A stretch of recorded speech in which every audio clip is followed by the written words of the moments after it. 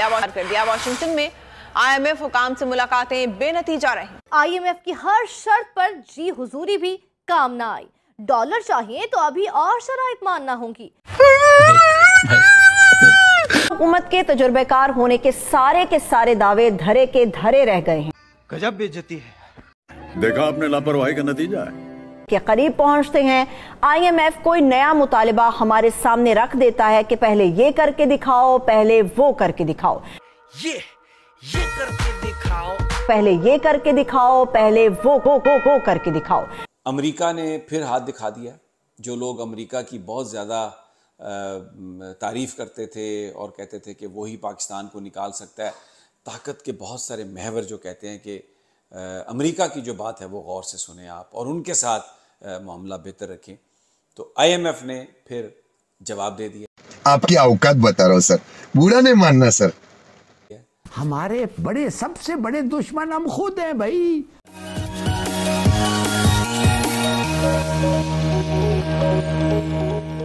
नमस्कार दोस्तों, इस रिएक्शन के और एक नई वीडियो पे आप लोग का स्वागत है। आज जो वीडियो हम लोग देखने वाले हैं वो है कि पाकिस्तानी न्यूज एंकर रो रहे हैं क्योंकि पाकिस्तान को IMF ने फिर से ठेंगा दिखा दिया है। IMF ने जो 1 या 2 अरब डॉलर के लिए गया था IMF के पास, जो कि लेट गया था, वो IMF के पूरी की पूरी शर्तें मानने के बावजूद भी IMF ने फिर दोबारा और एक लिस्ट पकड़ा दिया कि इसको भी फुलफिल करो। उसके बाद देखते हैं तो इनको इनडायरेक्टली IMF ने लात मार के भगा दिया, इनके कटोरी में कुछ भी नहीं डाला। तो ये लोग अभी रो रहे हैं, सीना ठोक रहे हैं। तो आइए उसी रोने में हम भी थोड़ा शामिल हो जाते हैं और इनके रोना को और भी बढ़ा देते हैं, मज़ा भी लेते हैं। तो चलिए दोस्तों वीडियो स्टार्ट करते हैं। पाकिस्तान बिल्कुल इस वक्त जो हमारी इकॉनमी है वो जिस शिद्दत से तबाही का शिकार है, अल्लाह ताला हम पे रहम करे। आने वाले दिनों में ईद के बाद जब ये छुट्टियां खुलेंगी और जो होगा पता नहीं डॉलर कहाँ पे जाएगा, क्योंकि आज की तारीख तक IMF ने पाकिस्तान के साथ स्टाफ लेवल एग्रीमेंट करने से भी इनकार कर दिया।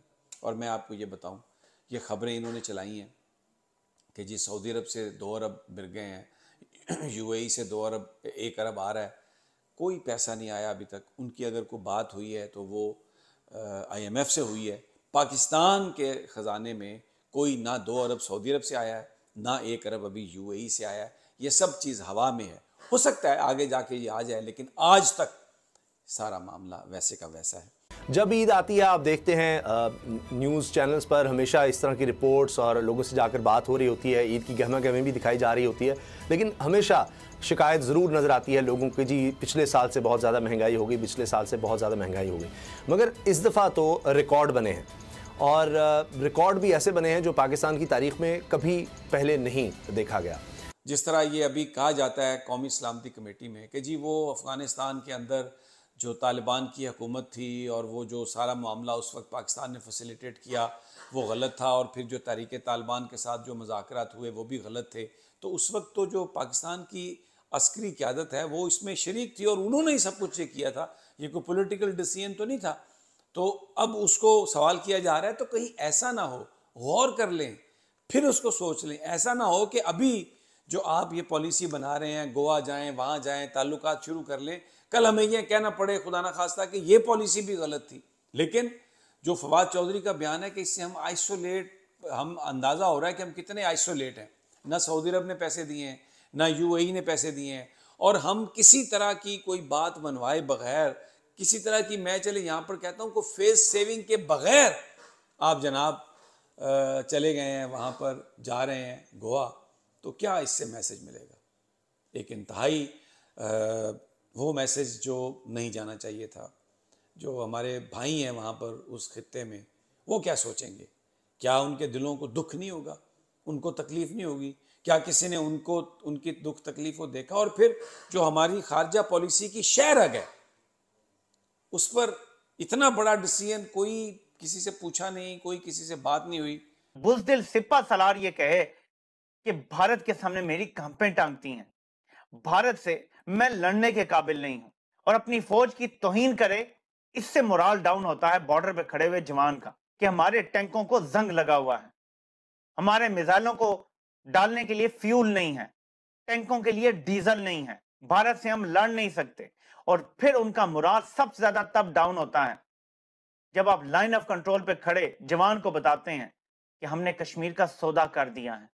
वो वहां जज्बा शहादत से जाता है, वो वहां भारत की गोली अपने सीने पे रोकने के लिए जाता है, और आप उसे बताते हैं अब तुम यहां सिर्फ पिकनिक मनाने आए हो क्योंकि हमने भारत से कश्मीर का सौदा कर दिया है, अब वहां से कोई गोली नहीं आएगी और तुम्हारा शौके शहादत भी पूरा नहीं होगा। उस जवान का मोराल तब डाउन होता है। आलमी इक़्तिसादी साहूकार के इन डू मोर मुतालिबों के सामने पाकिस्तानी हुकाम बेबस नजर आ रहे हैं। पेट्रोल की कीमतें इतनी बढ़ाई कि आवाम की चीखें निकल गईं। टैक्सेस ने महंगाई इतनी बढ़ा दी कि आम आदमी रोटी से भी हमें तंग पड़ता हुआ नजर आ रहा है। सारे मुश्किल तरीन फैसले कर लिए लेकिन IMF को राजी नहीं कर पाए। अभी चंद रोज पहले ही वज़ीर आज़म शहबाज शरीफ साहब ने यह दावा किया था कि तमाम शराइत हम पूरी कर चुके, अब IMF के पास मुआहिदा न करने का कोई बहाना या जवाब मौजूद नहीं। फिर क्या, उसी रोज IMF ने दोस्त ममालिक की फाइनेंसिंग गारंटीज के बावजूद मजीद जमानतें मांग ली हैं, जिस पर पाकिस्तान ने $3 अरब की मजीद फाइनेंसिंग का प्लान आलमी मालियाती फंड के साथ शेयर किया है। यहां पर यह सवाल उठ रहा है कि माजी में पाकिस्तान कई बार IMF प्रोग्राम्स में रह चुका है, तो इस बार पाकिस्तान के साथ इस कदर सख्ती क्यों की जा रही है? ऐसे कौन से मुतालबे हैं जो IMF हमसे मनवाना चाहता है जिस पर अभी तक पाकिस्तान पूरा नहीं उतर सका? यह सवाल भी उठ रहा है कि मौजूदा सियासी अदम इस्तेहकाम में मुआहिदा होगा भी या फिर नहीं। क्या पाकिस्तान डू मोर के मुतालिबों से तंग आकर जारी कर्ज प्रोग्राम से बैकआउट भी कर सकता है? अगर किसी वजह से स्टाफ लेवल मुआहिदा नहीं हो पाता तो इसके पाकिस्तानी मईशत पर क्या असरात मुरतब हो सकते हैं और क्या इस सूरत हाल के लिए पाकिस्तानी गवर्नमेंट तैयार है? कि एक दूसरा मुल्क आपको ऐसा पकड़ के बैठा हुआ है कि आप हिल नहीं सकते। आप अपने हमसाया जिधर तेल का समंदर है उससे आप तेल नहीं खरीदते, मगर आप समंदर पार होके जाते हैं किसी और जगह तेल खरीदना, और आप पे हिम्मत नहीं है कहने के लिए कि ये आप क्या कर रहे हैं। क्या अमेरिका मैक्सिको बॉर्डर ट्रेड को हम कह सकते हैं?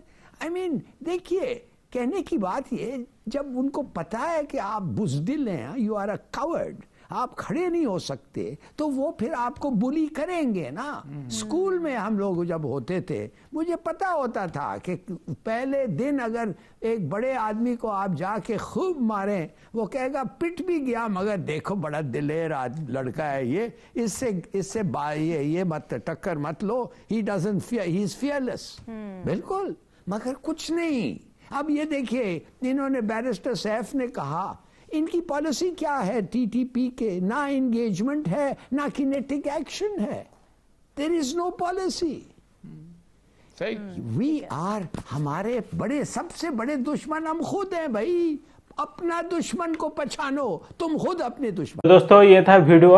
अगर वीडियो आपको पसंद आया हो तो वीडियो को लाइक करें, चैनल को सब्सक्राइब करें, ताकि ऐसे ही इन्फॉर्मेटिव, इंटरेस्टिंग, मज़ेदार वीडियो मैं आप लोगों के लिए और भी लाता रहूँ। तो आपको इस वीडियो के बारे में क्या राय है मुझे कमेंट करके जरूर बताइए। तो चलिए दोस्तों, फिर मिलता है नेक्स्ट वीडियो पे। तब तक के लिए जय हिंद, वंदे मातरम, जय श्री राम।